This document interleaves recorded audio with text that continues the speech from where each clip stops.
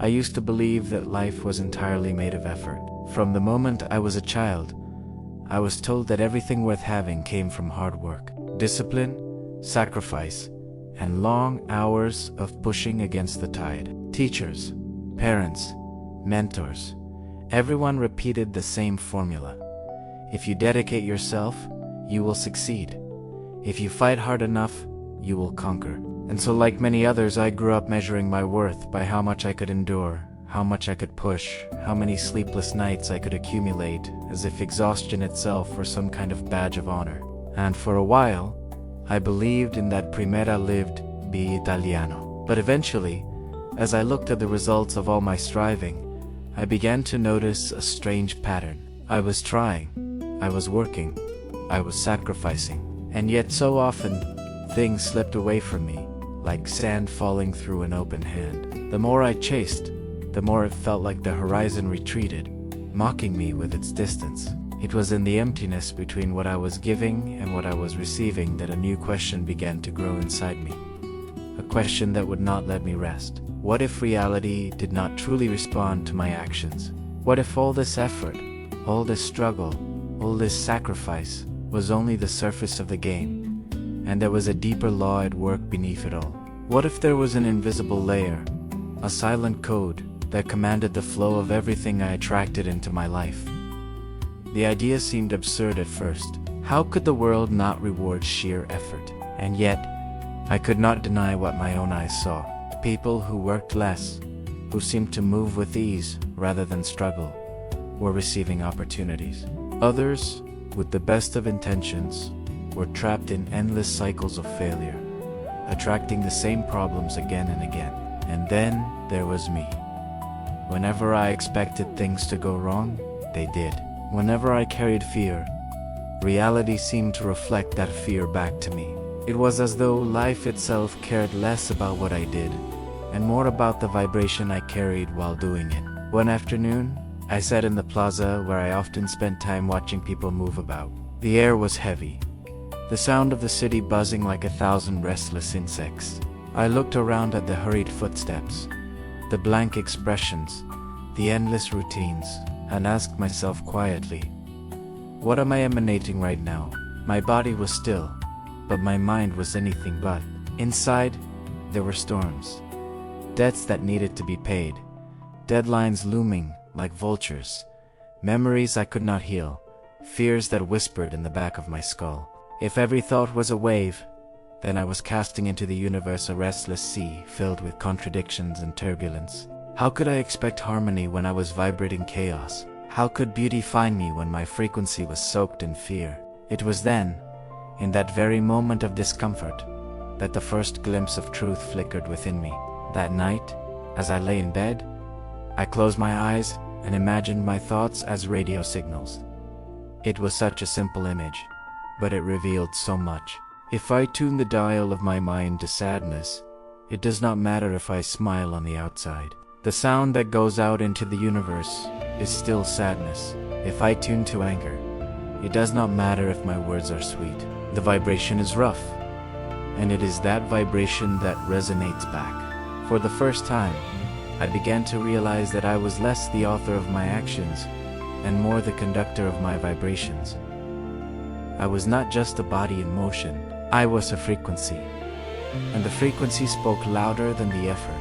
For days, that idea fermented within me. The world began to look entirely different. Conversations with friends revealed themselves not just in words, but in the unspoken energies that sat between the sentences. The glances of strangers carried weight, not because of what they meant, but because of what I vibrated when I met them. Even to news, the endless cycle of fear and noise reflected back to me not only events, but the resonance of my response to them. It was as if reality had always been speaking in a second language, a language I had been deaf to my whole life. And now, finally, I was beginning to hear it. Then something happened that sealed the lesson in me. I was walking down the street one afternoon, distracted, my mind spinning in 1,000 worries about bills, responsibilities, and futures I could not control. I was so lost inside my head that I barely noticed the street I was crossing. A car screeched to a halt, inches from my body, The driver, angry, glared at me, then sped away without a word.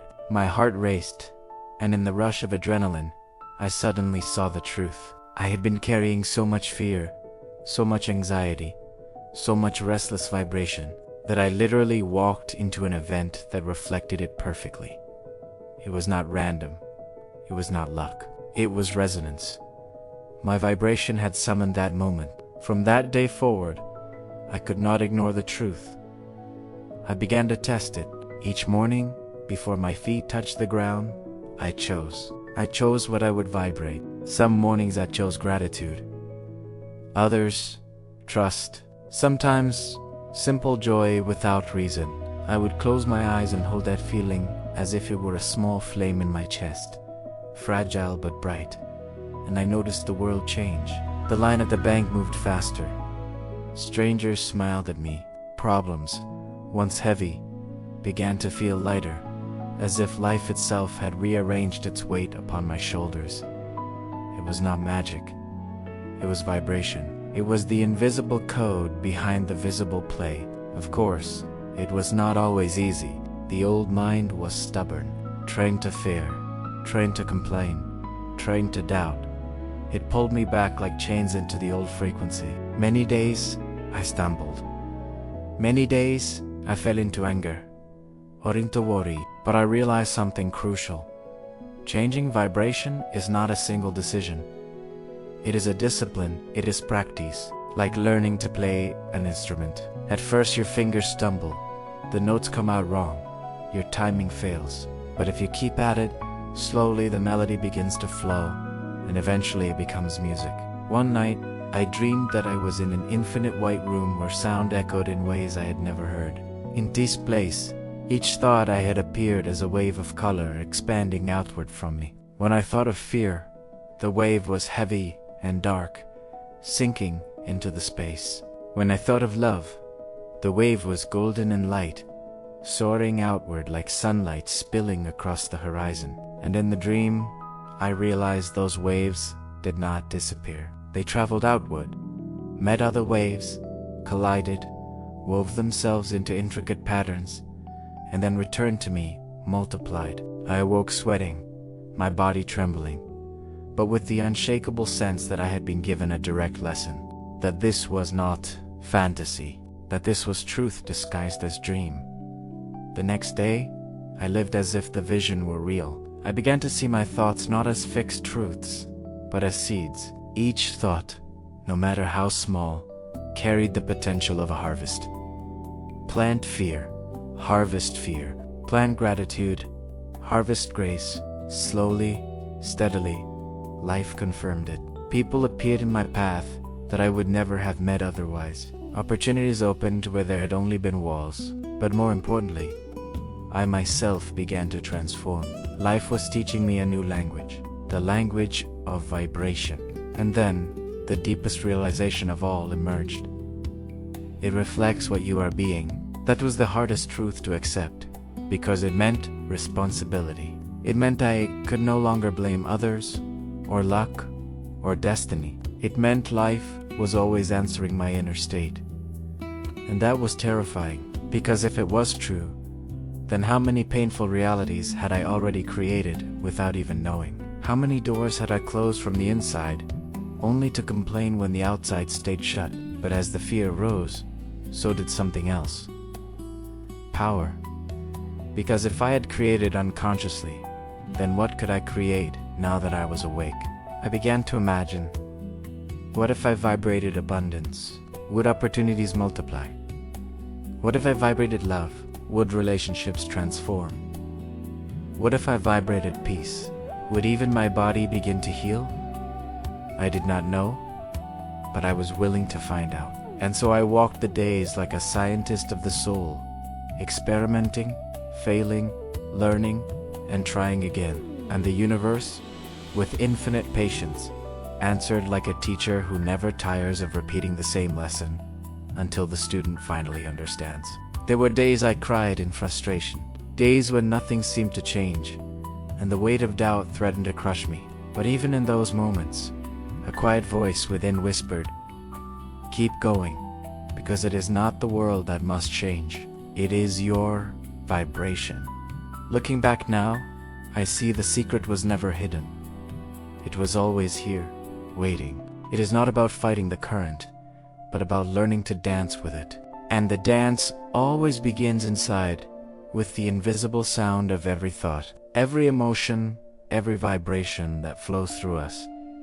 If you hear me now, perhaps you to feel it. Perhaps you too have seen the signs, coincidences that were not coincidences, small miracles nudging you gently. Pay attention, because reality is alive. It is not fixed, it is modable, and it is always listening to your frequency. When you wake up tomorrow, choose gratitude for something small. Hold it like a flame against the wind, and then watch your day. Notice the doors that open. Notice the lightness that follows. Notice the subtle way the universe bends, and in that moment, you will understand. Vibration is not a detail. It is the invisible code that creates realities.